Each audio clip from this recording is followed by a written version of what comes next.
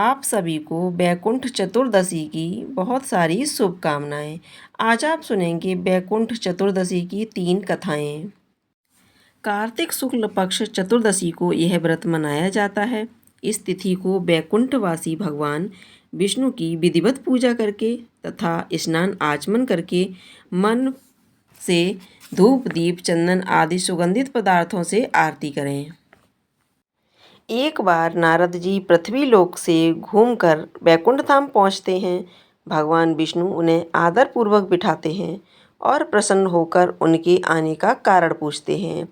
नारद जी कहते हैं, हे प्रभु, आपने अपना नाम कृपा निधान रखा है। इससे आपके जो भी प्रिय भक्त हैं वही तर पाते हैं। जो सामान्य नर नारी हैं वह वंचित रह जाते हैं। इसलिए आप मुझे कोई ऐसा सरल मार्ग बताएं जिससे सामान्य भक्ति भी आपकी भक्ति कर मुक्ति पा सके। यह सुनकर विष्णु जी बोले, हे नारद, मेरी बात सुनो। कार्तिक शुक्ल पक्ष की चतुर्दशी को जो नर नारी व्रत का पालन करेंगे और श्रद्धा भक्ति से मेरी पूजा अर्चना करेंगे, उनके लिए स्वर्ग के साक्षात द्वार खुले होंगे। इसके बाद विष्णु जी जय विजय को बुलाते हैं और उन्हें कार्तिक चतुर्दशी को स्वर्ग के द्वार खुला रखने का आदेश देते हैं।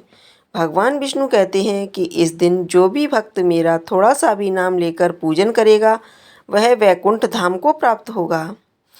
अब आप सुनेंगे बैकुंठ चतुर्दशी की दूसरी कथा। एक बार भगवान विष्णु देवादिदेव महादेव का पूजन करने के लिए काशी आए।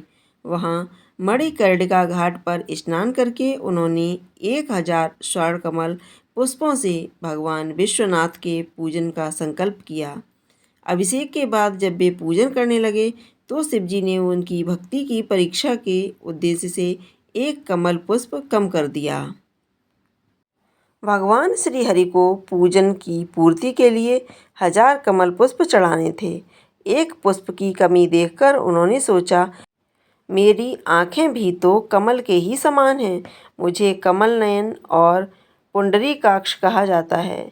यह विचार कर भगवान विष्णु अपनी कमल समान आँख चढ़ाने को प्रस्तुत हुए। विष्णु जी की इस अगाध भक्ति से प्रसन्न होकर देवादिदेव महादेव प्रकट होकर बोले, हे विष्णु, तुम्हारे समान संसार में दूसरा कोई मेरा भक्त नहीं है। आज की यह कार्तिक शुक्ल चतुर्दशी अब बैकुंठ चतुर्दशी कहलाएगी और इस दिन व्रतपूर्वक जो पहले आपका पूजन करेगा उसे बैकुंठ लोक की प्राप्ति होगी। भगवान शिव ने इसी बैकुंठ चतुर्दशी को करोड़ों सूर्यों की कांति के समान वाला सुदर्शन चक्र विष्णु जी को प्रदान किया।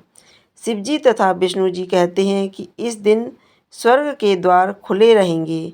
मृत्यु लोक में रहने वाला कोई भी व्यक्ति इस व्रत को करता है तो वह अपना स्थान बैकुंठ धाम में सुनिश्चित कर लेगा। अब आप सुनेंगे बैकुंठ चतुर्दशी की तीसरी कथा। धनेश्वर नाम का एक ब्राह्मण था। वह बहुत बुरे काम करता था। उसके ऊपर कई पाप थे। एक दिन वो गोदावरी नदी में स्नान के लिए गया। उस दिन बैकुंठ चतुर्दशी थी। कई भक्तजन उस दिन पूजा अर्चना कर गोदावरी घाट पर आए थे। उस भीड़ में धनेश्वर भी उन सभी के साथ था। इस प्रकार उन श्रद्धालुओं के स्पर्श के कारण धनेश्वर को भी पुण्य मिला। जब उसकी मृत्यु हो गई तब उसे यमराज लेकर गए और नरक में भेज दिया।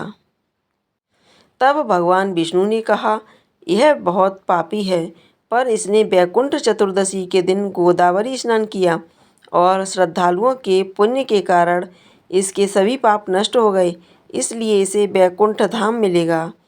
अतः धनेश्वर को बैकुंठ धाम की प्राप्ति हुई।